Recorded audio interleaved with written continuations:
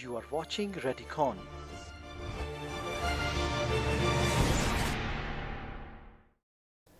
Flexor tendon. Now we're going to move to the flexor tendon. We're going to talk mainly about tibialis posterior and the flexor hallucis longus.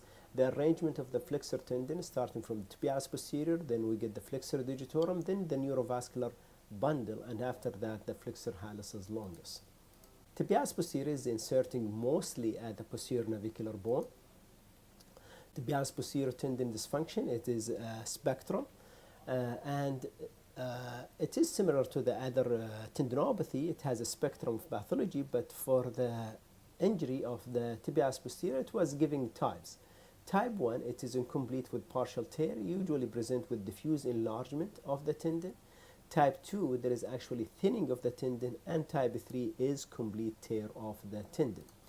So this is an example when you have significant edema surrounding the distal tibialis posterior tendon associated with tenosynovitis and osteitis of the medial head of talus. You can see here the size of the tibialis posterior is severely hypertrophied with tenosynovitis. Look to the relation to the adjacent flexor digitorum tendon. It's almost 5 times more, so this is the hypertrophic type, which is type 1. If it's almost the same size, that means it is atrophied, and this is type 2. And type 3 when it's completely absent, as in this case. Tibialis posterior is held in the retinaculum posterior to the medial malleolus, so it is if it's displaced medially or anteriorly, that indicates dislocation of the tibialis posterior.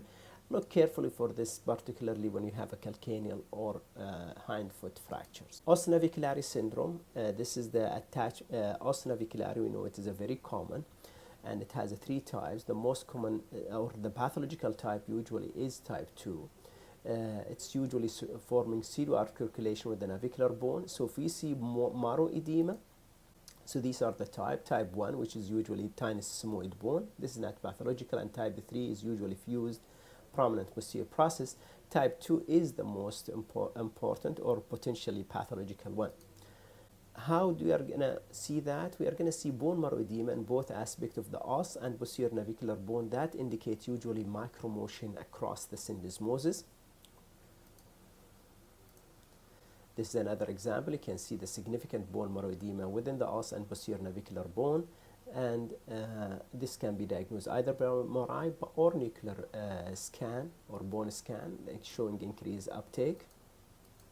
And usually they treat this by resection of the os navicularis and reattachment of the tibialis posterior to get rid of the micromotion between the 2 bones. Another example, you can see the significant bone marrow edema at the posterior navicular bone.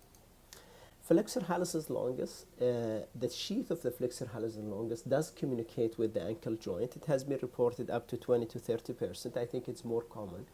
It's probably similar to the long head of biceps, because when we do arthrogram, commonly we see contrast going to the flexor hallucis longus. Tendinitis, called dancer tendinitis, it's related to the belay dancer because they put too much stress over this tendon.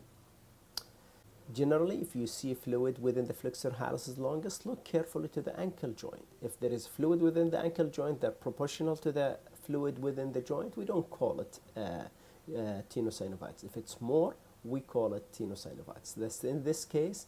So here there is large fluid at the flexor hallucis longus around the tendon and the myotendinous junction. The second thing, we look to the joint. There is no much joint fusion, so this is a tenosynovitis. Another example here, you can see there is a fluid around the tendon, and yet there is no much joint fusion, so this is a tenosynovitis. In this case, you can see a large fluid, however there is a large joint fusion as well, so this is part of the joint fusion that communicate with the flexor hallucis longus tendon sheath, so it's not a specific pathology related to the tendon. There is another area that we should know. It is the crossing point. You know, the flexor hallucis longus located lateral to the flexor digitorum. So at the midfoot they have to cross, because the flexor hallucis longus has to go more medial and the digitorum has to go a little bit lateral. The crossing point they call the master node of Henry, and as any crossing point between the tendon, but it is a potential area of pathology, and you can see it at the midfoot. Normally this is how they look like. The tendon will cross each other peacefully, as in this case as well.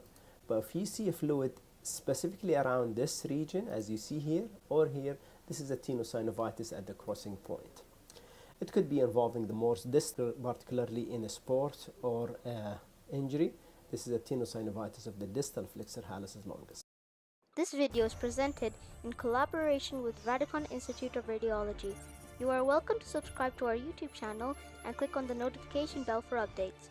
For more modules in Radiology CMEs, please visit our website www.radicon.org.